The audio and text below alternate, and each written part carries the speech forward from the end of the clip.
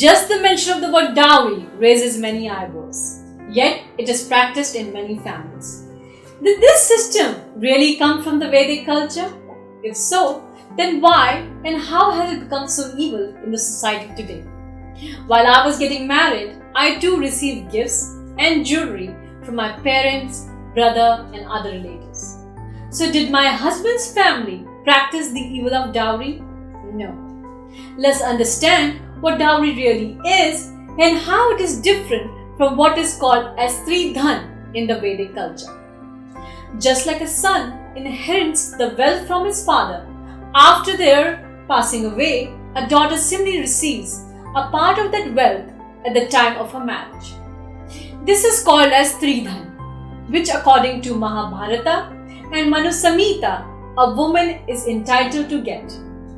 Most importantly, Dhan is given out of affection and love and not out of compulsion or pressure. It remains the property of the woman after her marriage and is passed over to her daughter if she desires. The woman has autonomous rights over the Dhan she receives, meaning that even if her husband has to use it, he has to reimburse his wife. That is why often in the Vedic culture, a woman is compared with goddess Lakshmi when she enters her husband's home. Dhan was an institution managed by women for women to achieve three purposes. Number one, to enable her to feel financially secure and independent. Number two, to have recourse in a financial emergency the family may face in future.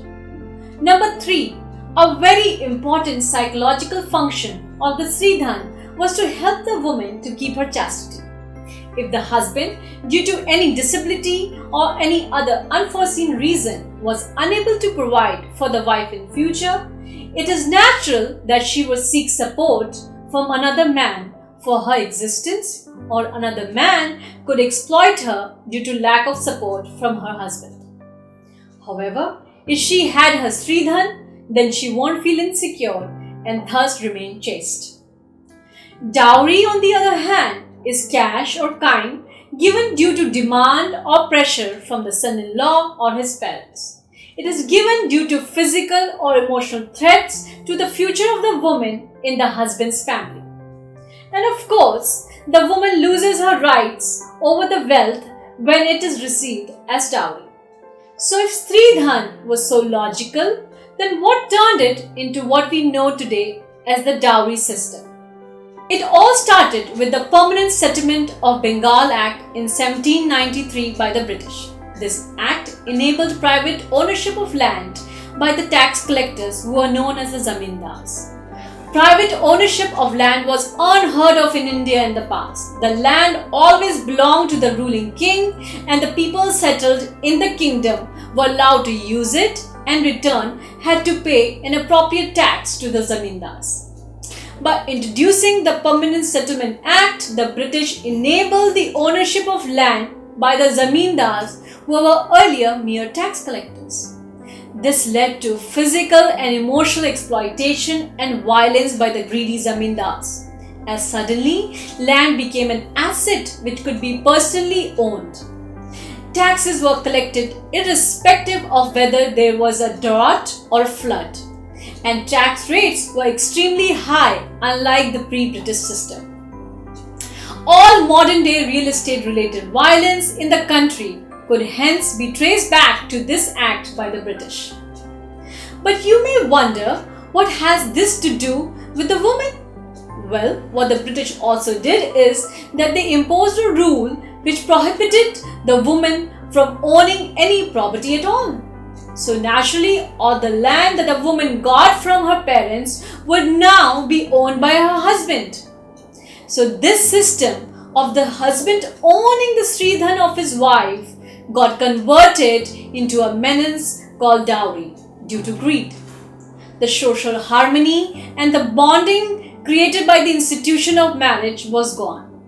Earlier, money was not the motive of marriage, as the husband or his family could not own the Sridhan of the wife. But now marriage became just another business deal, where making wealth was more easy. Male child became an additional source of income and female child became a financial burden on the family. This led to the creation of the social problems like female foeticide and imbalance in female and male ratio in the society, which further led to more crime on women. Women were no longer treated and respected as Lakshmi.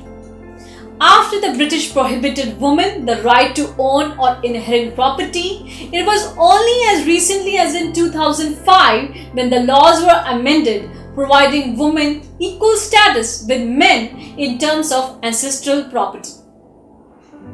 So how can you help fight this system?